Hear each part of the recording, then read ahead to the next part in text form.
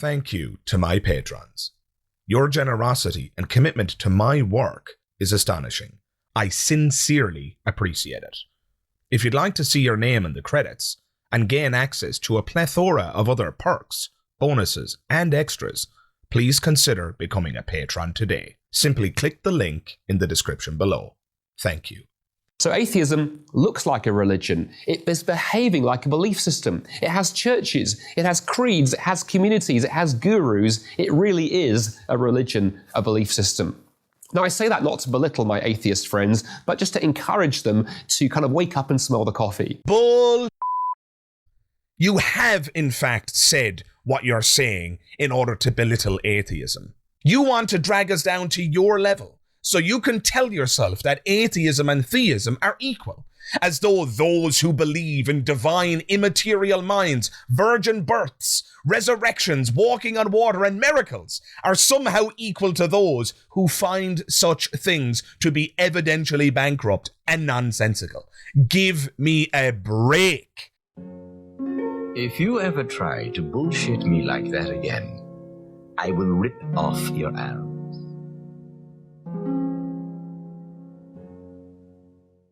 Hey everybody, Magic Skeptic here, and you're all very welcome to another episode of the most annoying religious people. Up for today is one Dr. Andy Bannister, a PhD scholar in the study of religions. I dare say that Dr. Bannister proves all on his own that the word educated is not a synonym for intelligent. Why would I make such a claim? Well, Dr. Bannister in this video enlightens us and shares with us the reasons why atheism is best understood as a religion. Yes, you heard that right, folks. Atheism is a religion, according to Dr. Bannister. So I guess he has some pretty good reasons to demonstrate this, right? Wrong, unfortunately. But as per usual, you can be the judge. Let's dive right in and find out what Dr. Bannister is arguing here. People often ask me, Andy, why do you keep calling atheism a religion? Isn't atheism just a lack of belief in God? It's not a religion. Ooh, pick me, Dr. Bannister. Pick me. I think I know why you keep calling atheism a religion. Could it be because you intuitively recognize the label of religion as a demotion for atheism? In other words, if atheism gets torn down to the level of religion, you can tell yourself that atheists are just as irrational as theists, and so therefore it's a wash. We're even.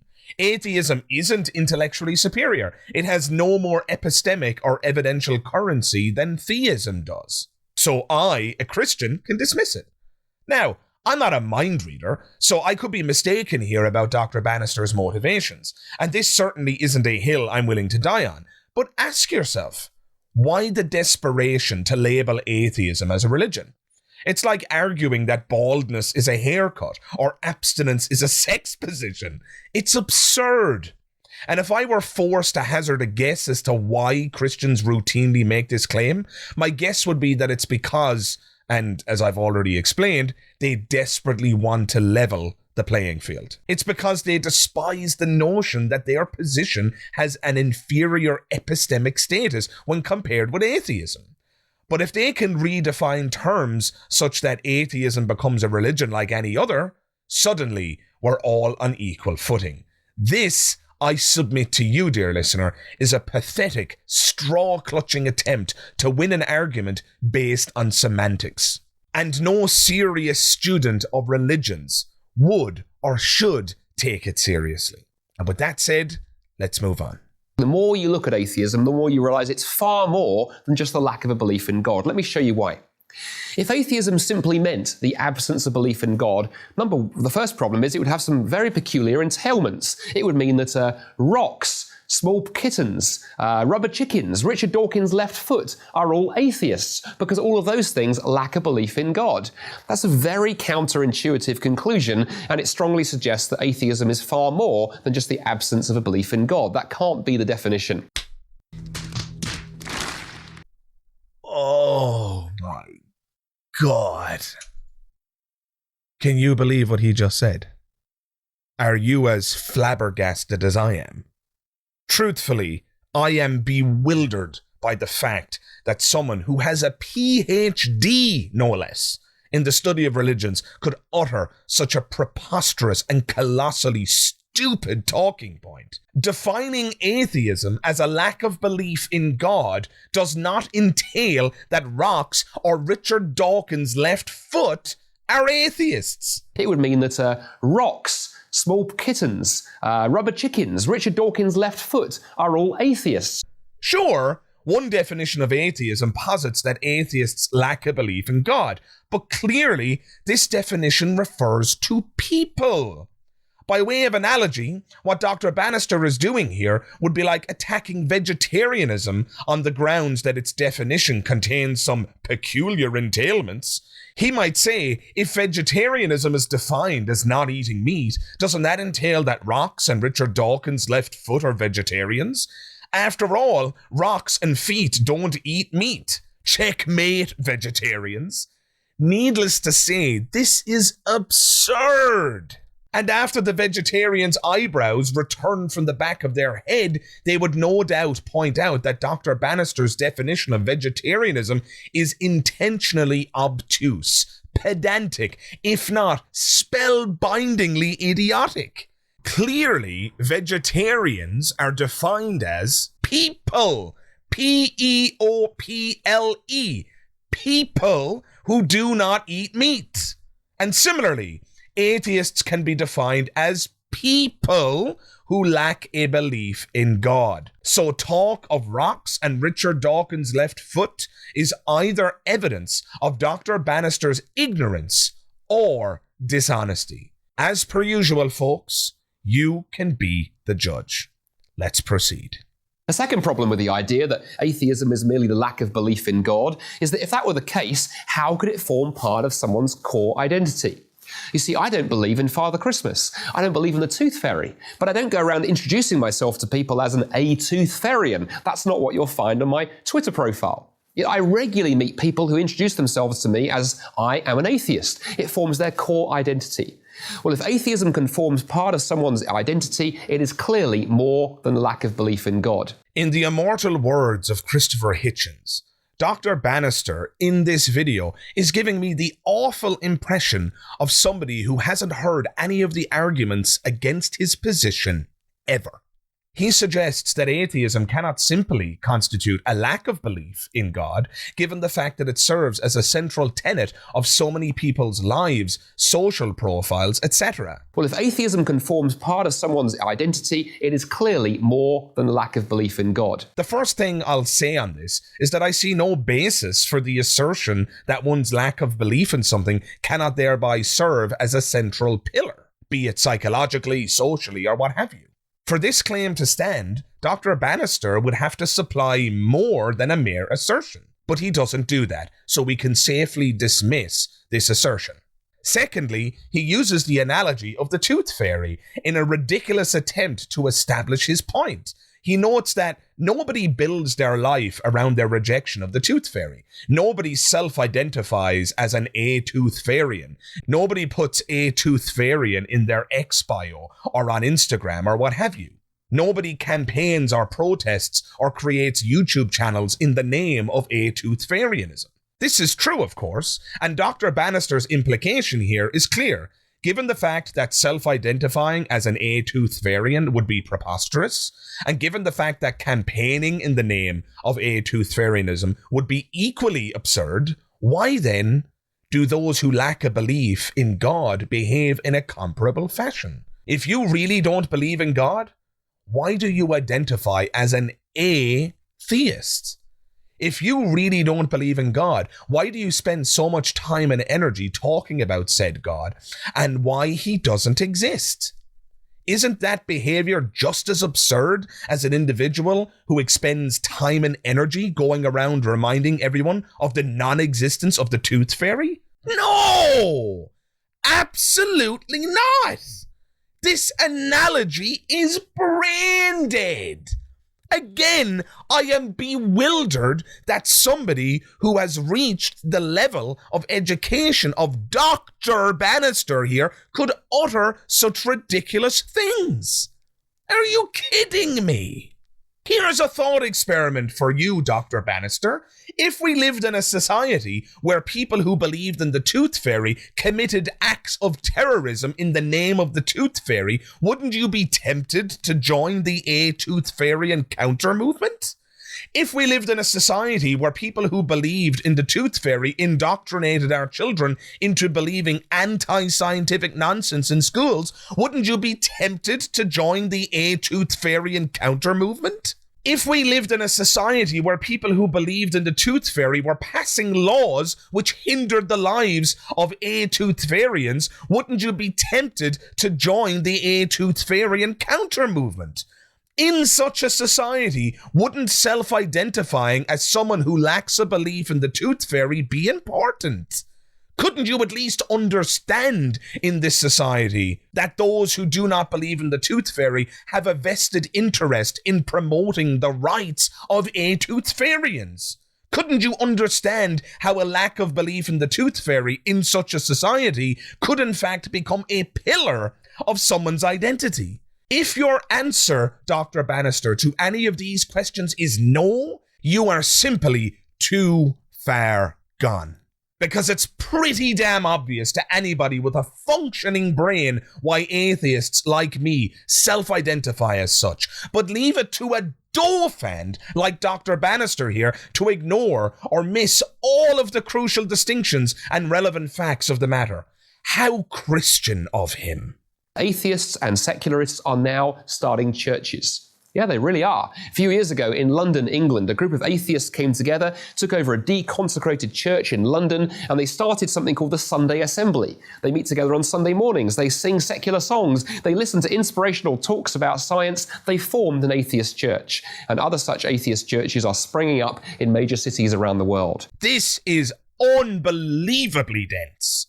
What we're being told here, if you could imagine it, is that socializing is what makes something a religion. Individual atheists are gathering together to form groups and social clubs, therefore religion. By this standard, any activity which involves meeting in groups is definitionally a religion. So chess club is a religion, dance class is a religion, going to the cinema is a religion, football is a religion. Speaking of which, this reminds me of an excerpt from a text I read as an undergraduate many years ago. Sit tight and listen to this. It is revelatory and it goes some distance towards explaining why Dr. Bannister is absolutely full of it. And I quote, "A number of sociologists have argued that sports possess many of the salient features of religion, and indeed might even be counted as such. There can be little doubt that sporting events have certain features that can be regarded as analogous to those of religion. Most obviously, there are the ritual activities, the team entering the playing field, the positioning of the players, the chanting, the cheerleaders' routines, and the triumphant lapping of the pitch when an important trophy is won. There is what might be described as sacred time. Supporters regard match times as sacrosanct, and those of us who are indifferent to football cannot fail to notice how quiet the streets are when a World Cup qualifying match is being played. The cricket or football grounds correspond to the sacred places and are carefully maintained so that they can fulfill their purpose. The sporting stars might be said to correspond to the gods. Fans might be said to worship them, displaying their images on posters and other paraphernalia. So it sounds like this text might actually be agreeing with Dr. Bannister's point. It sounds like the text is building a case to posit the idea that football is a de facto religion.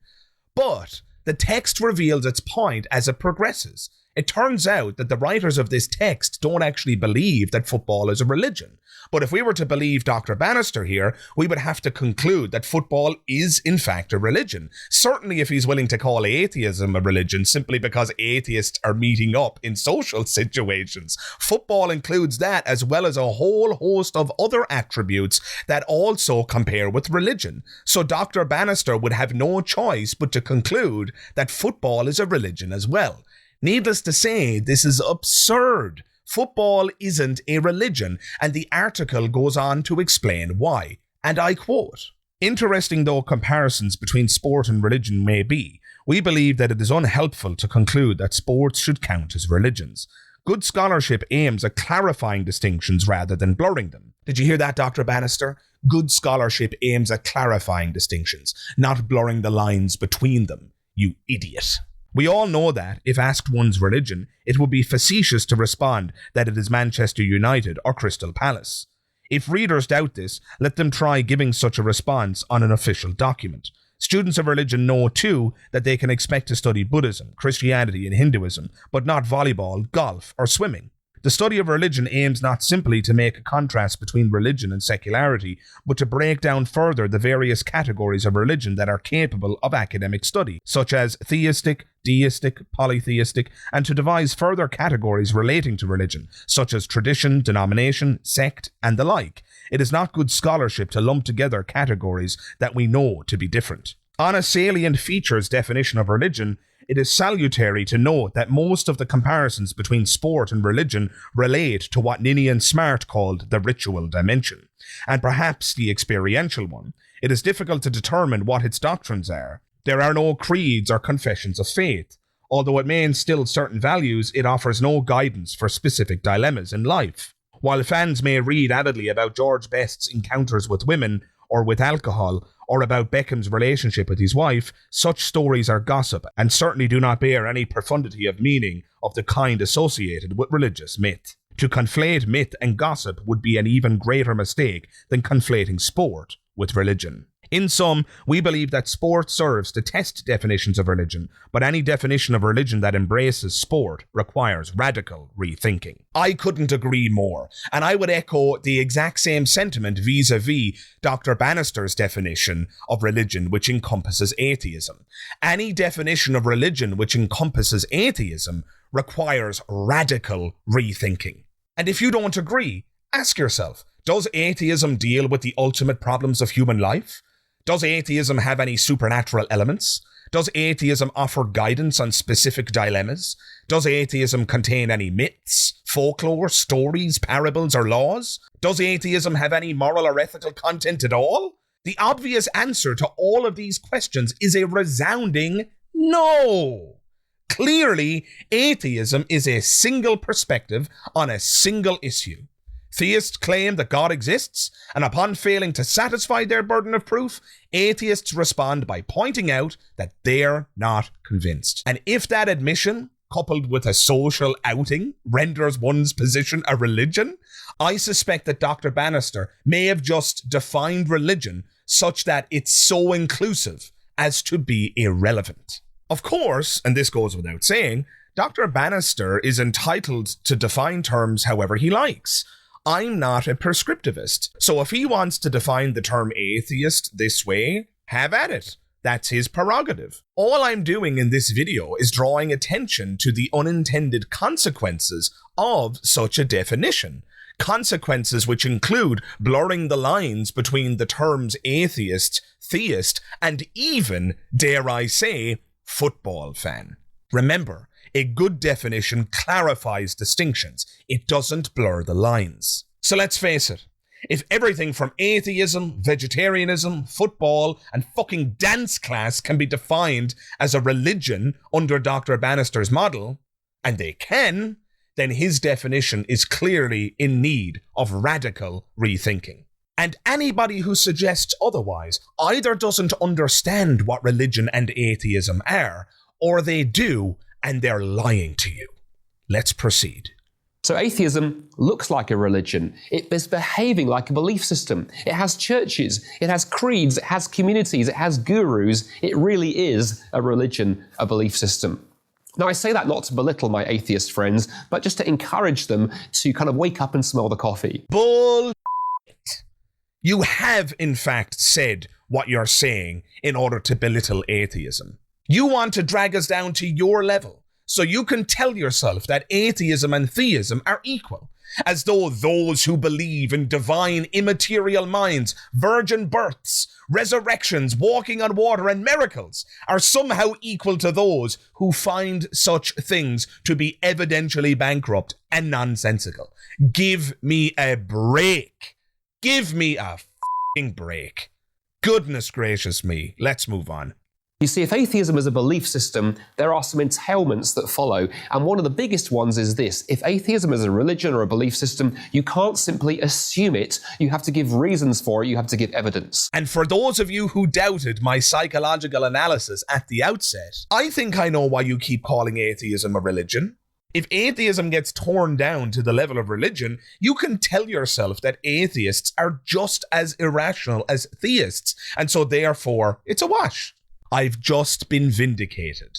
Did you hear what he said? If atheism is a religion or a belief system, you can't simply assume it. You have to give reasons for it, you have to give evidence. Dr. Bannister wants to tear atheism down to the level of religion. He wants to demote atheism so that he can reverse the burden of proof. He said it himself. We, i.e. atheists, have to give reasons and evidence for our atheism. Translated, because Dr. Bannister cannot possibly demonstrate the truth of his convictions, instead, he wants atheists to prove that his God doesn't exist. In short, dear listener, Dr. Bannister wants to reverse the burden of proof. This is the equivalent of an analogy that was articulated by comedian Ricky Gervais. Guy A walks up to you and claims that he can fly unaided by technology. You, naturally enough, say, prove it. Guy A fails to demonstrate the truth of his claim, and so you conclude by remarking, well, I don't believe you then. And now we get to Dr. Bannister's golden addition to this analogy. After Guy A fails to prove that he can fly, and after you conclude by saying, well, I don't believe you then, Guy A responds one final time by demanding that you prove the opposite. Prove that Guy A cannot fly. Because you A-flightists are a religion too, you know. Wake up and smell the coffee. You have a burden of proof too. Demonstrate that Guy A can't fly, or else you're irrational.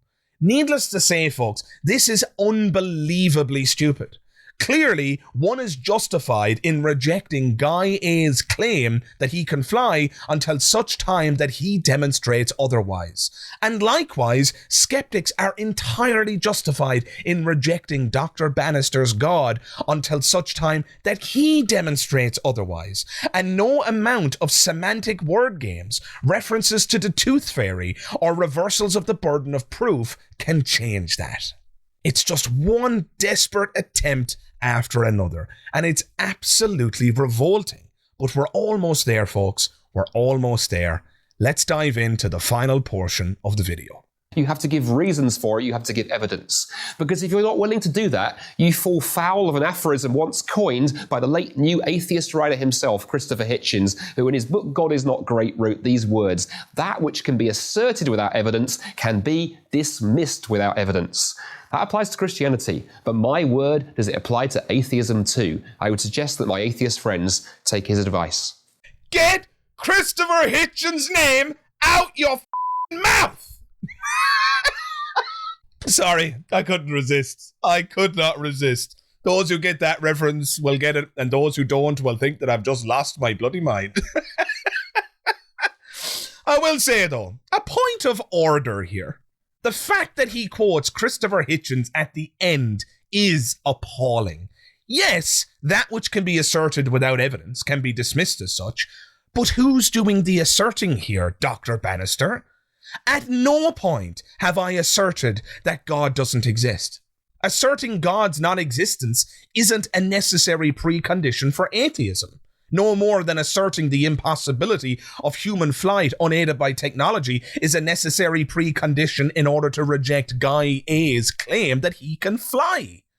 All that's necessary to reject someone's claim is the acknowledgement that they haven't met their burden of proof. Guy A failed to prove that he can fly unaided by technology, so you don't believe that he can.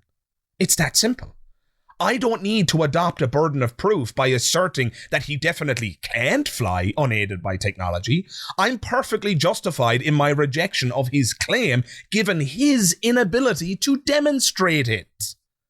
And so too it is the case with Dr. Bannister's God. Dr. Bannister, as far as I'm aware, has failed to prove the existence of his God. I don't need to adopt a burden of proof by asserting that his God definitely doesn't exist. I'm perfectly justified in my rejection of his claim, given his inability to demonstrate it. And so, yes, that which can be asserted without evidence can be dismissed as such. And that is precisely why I'm dismissing your God, Dr. Bannister. So why don't you wake up and smell the coffee?